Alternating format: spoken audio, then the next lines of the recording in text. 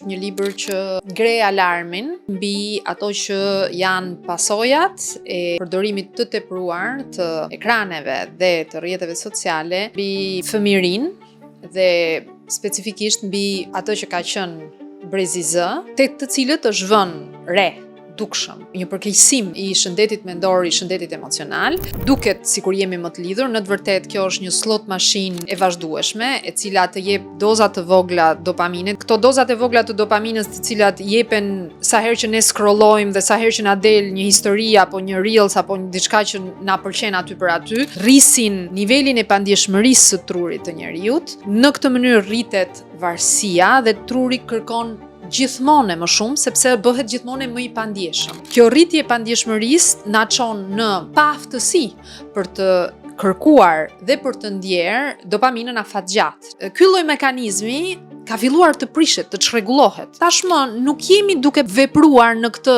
shoqëri që i binde këtyre rregullave, jemi duke vepruar dhe duke jetuar në një tjetër shoqëri. Kjo shoqëria tjetër na jep dopaminën falas. Mjafton që të rrim aty. Për ata që mund të mos e kenë lexuar librin Brezi i Ankthit, për çfarë bën fjalë dhe pse ka shkaktuar kaq shumë diskutime, do të thënë pothuajse kudo në çdo vend që në çdo shtet është botuar. Me një fjali apo me pak fjali është vështirë të përmbledhet, por në thelb, nëse do provoj ta them këtë gjë ta përmbledh, në thelb është një libër që ngre alarmin dhe bën këtë në një mënyrë shumë të fortë, shumë të drejtë për drejtë, pa nuancë, ngre alarmin mbi ato që janë pasojat e përdorimit të tepruar të ekraneve dhe të rrjeteve sociale mbi fëmijërinë dhe specifikisht mbi ato që ka qenë Brezi Z, pra brezi i të lindurve në fundin e viteve 90 dhe në fillimin e viteve 2000, të cilët sot janë mbi 20 vjeç, 25, 30 vjeçarët e sotëm, tek të cilët është vënë re dukshëm një rënje e një përkeqësim goxha i ndjeshëm i shëndetit mendor, i shëndetit emocional, dhe libri këtë ngre alarmin duke thënë që kjo rënje e shëndetit mendor sipas autorit është drejt përse drejt i e lidhur, ose të themi shkaktari kryesor, ndoshta nuk është i vetmi, por shkaktari kryesor është përdorimi i tepruar i rrjeteve sociale dhe ekspozimi, se kjo është më e rëndësishme, ekspozimi i këtij brezi ndaj ekraneve dhe rrjeteve sociale në një moshë të njohur. Sa të afërta duken temat ose çështjet që ai trajton në lidhje me kulturën shqiptare, me kulturën tonë këtu. Apo mos ndoshta ka momente që ndihen pak të importuara nga realiteti amerikan, se duhet të thënë që shumica e rasteve që përmenden në libër dhe e studimeve i lidhen me botën anglofone. Nuk është vetëm bota anglofone, kemi studime edhe në Evropë, në vendet më pranë nesh, më pranë pellgut ballkanik, megjithëse ndoshta nuk janë tipike të Ballkanit, po me siguri Italia është aty e përfshirë, Franca që nuk është dhe kaq larg nesh, vendet nordike diskutohet, por e vërteta është që sipas autorit, statistikat dhe kërkimet që janë bërë kanë qenë praktikisht ndërkombëtare, pra kemi brenda raste të Japonisë, kemi brenda raste ta diun edhe të Vietnamit dhe të Indonezisë, dhe unë si lexuese, në rastin e parë që e lexova, nuk ndjeva që tematikat apo shqetësimet që ngrihen aty të jenë tipikisht anglofone, anglosaksone, përkundrazi. Unë jetën time private e kam jashtë shtetit dhe nuk jetoj në Shqipëri, por punoj këtu, kam punën këtu dhe jam e përballur pothuajse në përditshmërinë time me Brezin Z. Punoj me shumë njerëz të tillë dhe që i përkasin këtij brezi dhe kam vënë re dhe me intuite kisha, pra kam vënë re që ka diçka ndryshe në krahasim me brezin tim. Nuk dija t'i jepja Z ose ta identifikoja, t'i jepja një titull saktësisht kësaj sikletit, ka një siklet në jetesën e tyre, dhe mu duk sikur autori kishte të drejtë në analizën që bënte. Një nga gjërat për të cilat ai flet edhe në libër, po e kam ndjekur edhe në intervista dhe në podcaste ku merr pjesë, është dhe ideja e safetyism ose e fiksimit që kanë prindrit për për të mbajtur fëmijët sa më të sigurt, fizikisht sa më të sigurt, po në momentin që hyn online ose hyn në rrjetet sociale, i lën të lirë dhe domethënë nuk shqetësohen për sigurinë e tyre psikologjike dhe shpirtërore, aq sa shqetësohen për sigurinë e tyre fizike. Ndoshta nga perceptimi ose nga përditshmëria jote dhe me prindrit shqiptar, domethënë ka një paradoks të ngjashëm. Po, mendoj unë është akoma më e theksuar në Shqipëri, sepse fatkeqësisht të paktën në Tiranë, po, mendoj që deri diku edhe në rrethet tashmë, rrethet me çfarë ka mbetur fshatrat tona janë boshatisur, po edhe në qytetet e tjera, hapësira publike për lojë të lirë, kanë ardhur duke u reduktuar. Ky është një realitet, nuk ka të bëjë me politikën, kjo është një realitet. Pra, nëse kur unë kam qenë fëmijë para 30 vitesh, pothuajse çdo pallat kishte një shesh përpara, me gur, me balë, çon si ka, po kishte një shesh ku fëmijët luanin. Dhe prindrit na shihnin nga balkoni, edhe në moshën 10 vjeçare, në moshën 7 vjeçare, dhe në moshën 12 vjeçare, ne luani me peta, me top, me litar, çon si ka aty përballë. Tashmë këto hapësira, që këto do t'i quajmë hapësira publike, që efektivisht ashtu ishin, janë zhdukur, kështu që shqetësimi i prindërve për sigurinë fizike të fëmijëve që jetojnë në Shqipëri, mendoj unë ndryshe nga vendet të tjera, siç mund të jenë vendet nordike, siç mund të jetë Zvicra ku jetojnë, apo edhe Shtetet Bashkuara të Amerikës, është edhe më justifikuar dhe më i bazuar në realitet, sepse në Shqipëri vërtet mund të kesh frikë për fëmijën tënd, sepse nuk ka më shesh, ka rrugë, ka makina, ka njerëz me bicikleta, tashti është dhe kjo debati i monopatinave. Kështu që absolutisht që ky është një shqetësim. Si do e siguroj fëmijën tim fizikisht, dhe për këtë arsye nuk e lë më fëmijën tim të dalë dhe të luajë i lirë, dhe kjo është në vetvete një dramë. Këti kufiri objektiv, mendoj që jemi përgjigjur, ne si prindër shqiptar, jemi përgjigjur në mënyrën e gabuar. Sepse përgjigja nuk është ta detyroj fëmijën të rrinë në shtëpi dhe duke qenë se ai rri në shtëpi dhe mërzitet, t'i jap telefonin në dorë dhe t'i them më lë rehat gjysmëora, ajo gjysmëora pastaj përkthehet në 4 apo 5 orë çon si ka dhe unë ndërkohë jam rehat. Kjo nuk duhet ishte përgjigja. E di që është e vështirë. Absolutisht që është një gjë e vështirë. Megjithatë mendoj që përgjigja duhet ishte të gjejmë ato pak hapësira që ka, t'i çojmë fëmijët atje, të investojmë kohë, dhe përgjigja nuk mund të jetë gënjeshtra që i themi vetes tonë, që për aq kohë sa janë brenda në shtëpi, janë të sigurt. Dhe eksaktësisht këtë thot autori, mendoj që ka shumë të drejtë. Nëse janë në shtëpi dhe i kemi lënë telefonin në dorë, në fakt i kemi nxjerr jo në rrugë, po i kemi nxjerr në një botë tjetër që nuk është e ndërtuar për ta, nuk është e menduar që t'i mbrojë ata, përkundrazi, është grabitqare, sillet si grabitqare ndaj këtyre fëmijëve, dhe ne aty i kemi lënë komplet të lirë, të pavarur, pas një lloj kontrolli, pas një lloj as shoqërimi.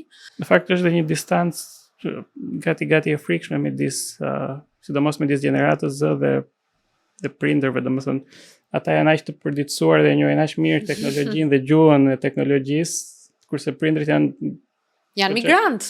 Po. Janë migrant teknologjik. Ata janë të lindur, pra Brezi Z është i lindur në botën digjitale, çdo gjë i vjen në mënyrë të natyrshme, një fëmijë 10, 11 apo 12 vjeç sot. E kupton menjëherë që ky është një telefon, po ti shfaqësh telefonin atë me rrotën, ai nuk e di se çfarë është, ai të pyet çfarë është kjo gjëja. Kështu që absolutisht që kjo është u përket dhe u duket më e natyrshme kjo botë se sa çfarë i duket brezit tim. Problemi, ajo çfarë duhet shtruar për debat, çfarë po shtrohet për debat është apo u bëjmë mirë. Dhe që telefoni krijon varësi, që telefoni dhe rrjetet sociale na kanë shpërqendruar, që na kanë shkatruar aftësinë për të përqendruar e gjitha këto. Kjo ndodhe dhe këtë rriturit. Dhe normalisht që as ky libër dhe nuk besoj se ka njeri në këtë botë që të ketë kurajon apo naivitetin të mendoj që kjo gjë mund të kthehet mbrapa.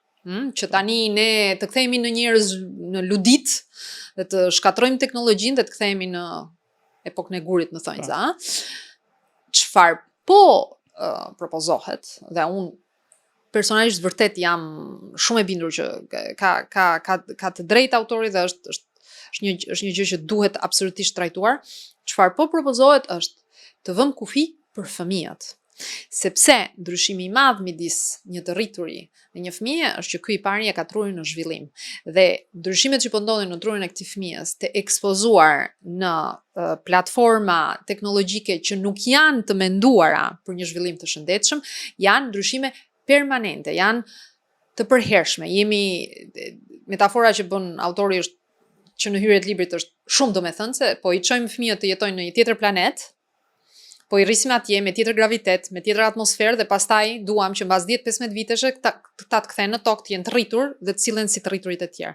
S'mund të ndodhë kjo. Një gjë tjetër që ai thekson është që shëndeti mendor tek të rinj, po dhe në përgjithësi ka nisur të përkeqësohet, sidomos mbas vitit 2012. Është periudha kur interneti bëhet më i shpejt, rrjetet sociale përmirësojnë, algoritmet i përmirësojnë për sigurisht për interes të tyre. Ai thotë që vajzat, adoleshentë janë ato që goditen më fort nga rrjetet sociale. Jam kurioz pse janë pikërisht vajzat që preken më shumë nga kjo dhe jo djemt. Rrjetet sociale si Instagrami, më pas edhe TikToku, që kanë bërë këtë divide-in e madh, këtë ndryshimin e madh, janë rrjetet sociale të bazuara kryesisht ke imazhi. Pra, nëse ish Twitteri, X-i i sotëm, apo edhe Facebooku kishte një bazë teksti të shkruar dhe ka një bazë teksti të shkruar, Instagrami dhe TikToku janë bazuara ke imazhi dhe tipikisht, tash jemi duke bërë generalizime, por statistika për natyrën e saj do bëj generalizime. Statistikisht vajzat, gjinia femërore është për konstrukt shoqëror, për prirje gjenetike, çfarë si ka, është më e drejtuar, më e orientuar, sidomos në vitet e preadoleshencës dhe në vitet adoleshenciale, drejt kurimit të imazhit. Pra, vajzat, për ta banalizuar, duan të jenë të bukura, duan që të admirohen për bukurinë e tyre dhe për aspektin e tyre estetik, dhe këto platforma e vën këtë gjë nën streseve. Kjo është qendra e algoritmit dhe për këtë arsye janë më të thithura, i përdorin më shumë se sa çunat, se sa meshkujt, dhe për këtë arsye ndjejnë impaktin, krijojnë më shumë varësi dhe ndjejnë impaktin që krijon kjo varësi në mënyrë më të fortë, në mënyrë më afatgjatë. Vetë Hyde dhe libri ndonjëherë kritikohen se po shkaktojnë thjesht një lloj paniku moral, ose sikur thjesht po emërtojnë një problem që ka ekzistuar, të gjithë e dinim që ishte aty, po thjesht nuk dinim si ta quanim. Sipas jush, jam kurioz të di, domethënë pse kjo tema e ankthit e varësisë nga teknologjia, e varësisë nga rrjetet sociale, na vendos gjithmonë në një pozicion mbrojtës dhe përpiqemi të justifikojmë një gjë që na dëmton vetë ne. Sepse të gjithë ne jemi të varur, mendoj unë. Edhe unë që flas. Pra, absolutisht që kam një farë varësie nga rrjetet sociale dhe është shumë e vështirë e para punës të pranosh që ke një problem, edhe në rolin e prindrit, pale në rolin e individit të pavarur, të rritur me vendimet që marr, po në rolin e prindrit, ku ke edhe përgjegjësinë e dikujt tjetri, është shumë e vështirë të pranosh që ke një problem. Sidomos kur ai problem kërkon një zgjidhje e cila është shumë e vështirë. Kështu që shpesh herë, siç ndodh në përgjithësi me smundjet, sidomos me smundjet mendore, që janë edhe të mbuluar nga një farë stigmatizimi, janë edhe të fshehura nga shoqëria, edhe në nivel individual përpiqemi ta gënjejmë veten, gënjejmë tjerët, gënjejmë veten. Kështu që jemi të prirur të themi ama se është egzageruar, ama se si jam kaq, se njofun njërin që e përdor kaq shumë, po ai nuk ka probleme mendore. A thua ti se statistika dhe jeta është filani apo fisteku? Në libër flitet shumë qartë, është që ka një përkeqësim të shëndetit mendor, nuk e kundërshton absolutisht asnjëri. Ka kritik të librit. Ka edhe shkencëtar social që e kanë kritikuar librin, dhe unë nuk kam asnjë lloj frike ta them për çfarë e kanë kritikuar, por që absolutisht të gjithë bien dakord që ka një përkeqësim të ndjeshëm të shëndetit mendor në brezin Z, kjo është e padebatueshme.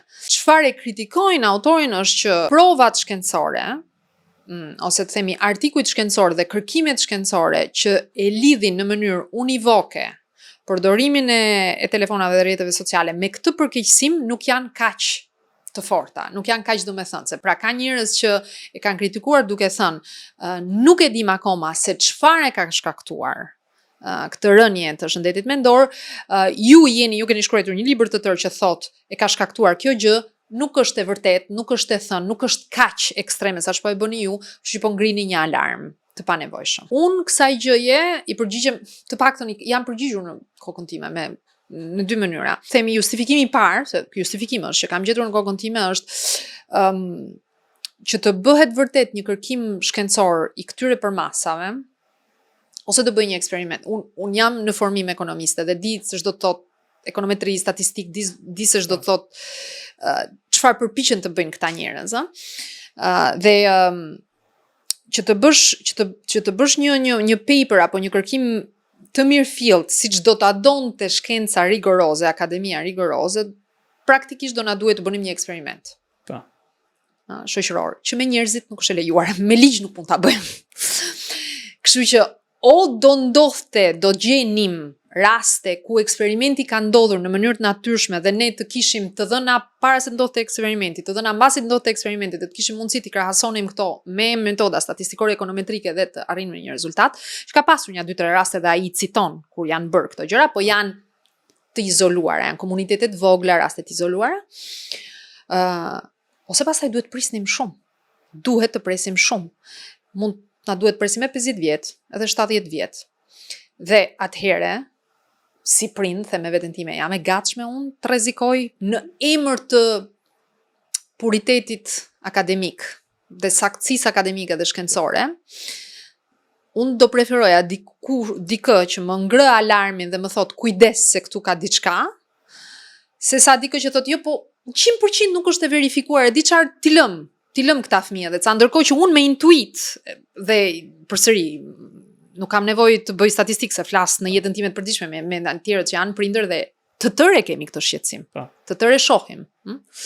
Dhe pastaj argumenti i dytë që kisha është që kjo më kujton pak të njëjtën kampanjë dizinformuese që u bë, nuk e mbaj mend diku në vitet 60 apo 70 kur dolën për herë të parë konkluzionet që cigaria shkaktonte kancer në mushkërinë, dëmtonte shëndetin dhe pati një përgjigje super të fuqishme nga shoqëritë e cigareve që përpiqeshin të tregonin që jo, shkencërisht nuk ishte kaq e sigurt, Tani jemi duke u përballur, pra njerëz si Jonathan Haidt, ne si prindër thjesht jemi duke u përballur ndoshta me shoqëritë më të pushtetshme dhe më të pasura që ka pasur ndonjëherë njerëzimi, historia e njerëzimit. Do të thënë më të fuqishëm se Meta, Amazon, Google nuk ka pasur ndonjëherë njerëz. Atëherë çfarë prisni që këta njerëz të dalin dhe thonë po keni drejt, neve po dëmtojmë shëndetin e fëmijëve tuaj, na falni shumë? Absolutisht që këta do investojnë lek, energji,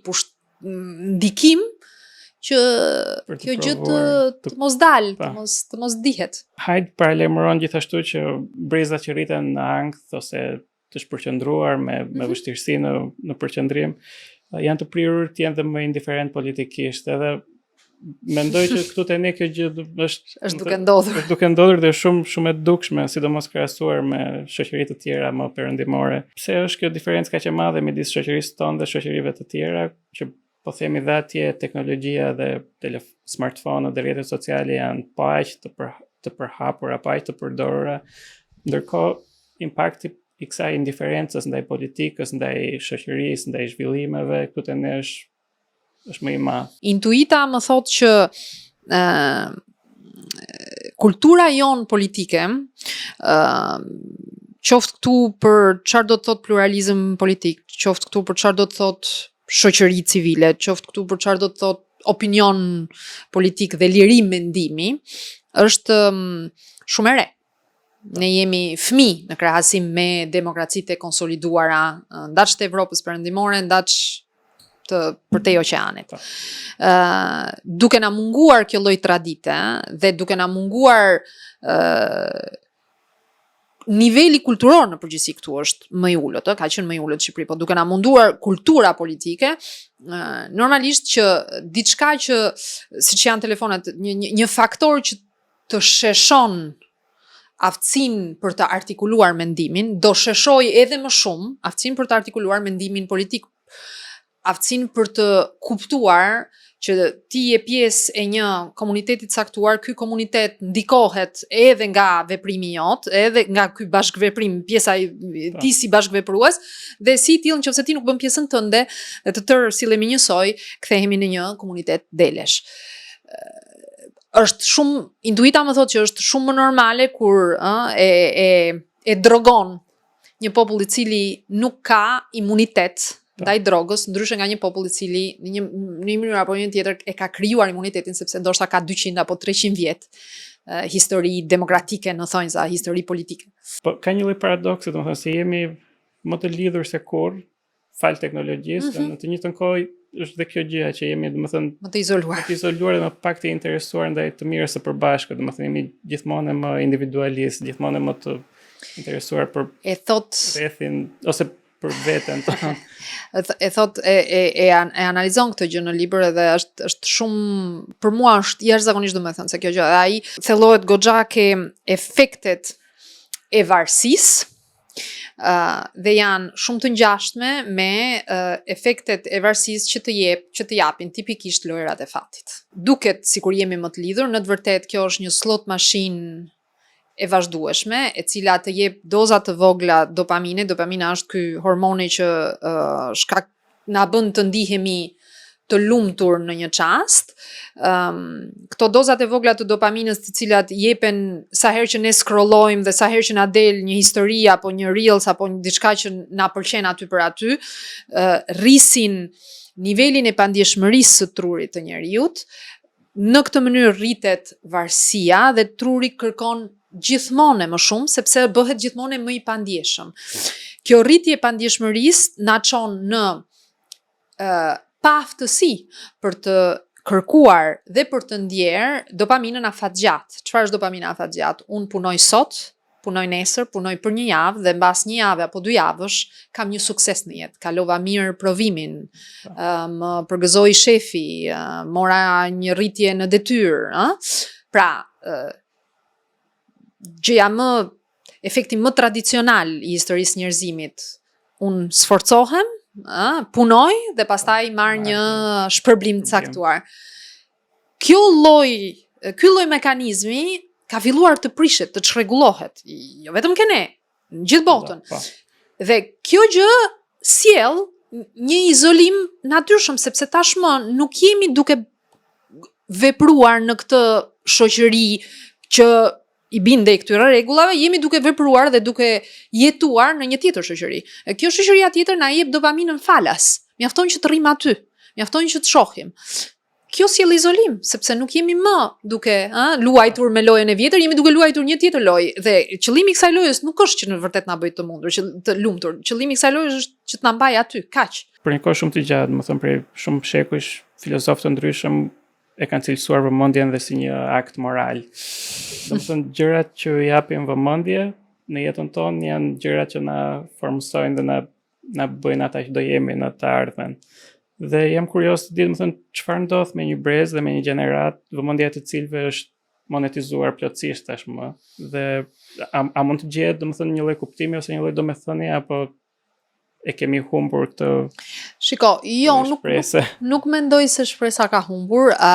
Coptimi i vëmendjes përsëri është një nga pasojat, sidomos me ardhjen e TikTokut edhe e formës së videos së shkurtër, është ka shpërthyer, dhe kjo është diçka që ka ndodhur biles mbasi është botuar libri, sepse libri ndalon me efektet që studion në vitin 2023 dhe është botuar në 2024 në përbot, në 2025 këtu kene, dhe autori e ka prekur dhe vazhdon ta preki në mos gaboj në Substakun e tij, ku ai boton dhe publikon kërkimet në cilat bazohet, diskutohet në komunikimin e tij publik, shpërqendrimi, humbja e aftësisë për të përqendruar është një nga pasojat më recente, më të kohëve të fundit, dhe mendoj unë që ka sjell dhe vazhdon të sjell një brez i cili ka humbur aftësinë të mësoj, se që të mësosh, të duhet të lexosh apo dhe të dëgjosh diçka më shumë se 3 minuta. Në fakt, Dhe është një fatkeqësi në vetvete, por unë nuk mendoj se nuk ka shpresë, dhe këtë e thot shpeshherë dhe autori, sepse të gjitha gjërat janë të lidhura dhe baza gjithë kësaj drame, tragjedie, është fakti që algoritmi na mban të lidhur, dhe si çdo varësi mund të shkputet. Duhet thjesht të ndalojmë ta bëjmë. Unë nuk e di nëse ti vetë ke provuar ndonjëherë, unë e kam provuar, kur e sforcoj veten dhe them unë tani për ditë të tëra nuk do hap as Instagram, as Facebook, as gjë, dhe papritur pa kujtuar më lirohen orë. po. Orë kohë që unë mund të bëj, mund të lexoj, mund të dal, mund të shoh, dhe e kuptoj menjëherë se sa shumë Po, jo, është e vërtetë. kohë dhe energji më thith. E kam tentuar disa herë, domethënë që ti mbyll të gjitha për një periudhë të caktuar dhe ke edhe një lloj Çlodhje mendore të jashtëzakonshme. shumë të madhe. Një pyetje të fundit, në qoftë se çdo prind që do na dëgjonte, do vendoste të vepronte që sot mbas ditë ose që sot në darkë, çfarë do duhej të bëni ndryshe? Nisur edhe nga Po. ato zgjidhje që Po. jep autori. Atëherë, autori në të vërtetë zgjidhjet që jep janë zgjidhje të përbashkëta, sepse thot është shumë e vështirë që ky që është një problem shoqëror dhe një problem koordinimi masiv të zgjidhet nga një prind i izoluar në shtëpinë e tij. Dhe kjo është, dhe këtë e pranoj. Pra, dhe libri i tij pasues që do ta botojmë gjithashtu është me këshilla për prindërit dhe për preadoleshentët se si ti kundërvihen në përditshmërinë e tyre kësaj varësie. Por, çfarë kam menduar unë, të paktën unë në të voglën time dhe leksionet që kam nxjerr nga libri, gjëja e parë që jam përpjekur të bëj është të gjej dhe të rrethohem nga njerëz që e mendojnë si unë, dhe nëse nuk e mendojnë se unë, vërtet u kam sugjeruar librin, që ta lexojnë, që të edukohen në mënyrë që komuniteti i më i afërt i imi, prindërve me të cilët fëmia im ka të bëj, të jetë pak a shumë në të njëjtën gjatësi vale me mua. Dhe mbasi kam bërë këto që mund të doj muaj, nuk është diçka që bëhet menjëherë, absolutisht të bie dakord, të arri në një rregull të përbashkët, ku pastaj të kthehem në shtëpinë time ke fëmia im dhe të them, okay, rregullat për përdorimin e ekraneve janë këto. Dhe të vë ca kufi. Dhe unë nuk po them që fëmia duhet, e kuptoj që është anakronistike ti thua fëmijës tash ti nuk ke më kurrë të drejtë as të shohësh, as të kesh as një lloj aksesi, por kufizimi, si në çdo varësi, kufizimi ka shumë rëndësi, është mënyra se si ti kontrollon trupin, trurin tënd dhe ambientin që të rrethon. Shumë faleminderit. Faleminderit juve. Ky podcast mbështetet nga Abi Bank.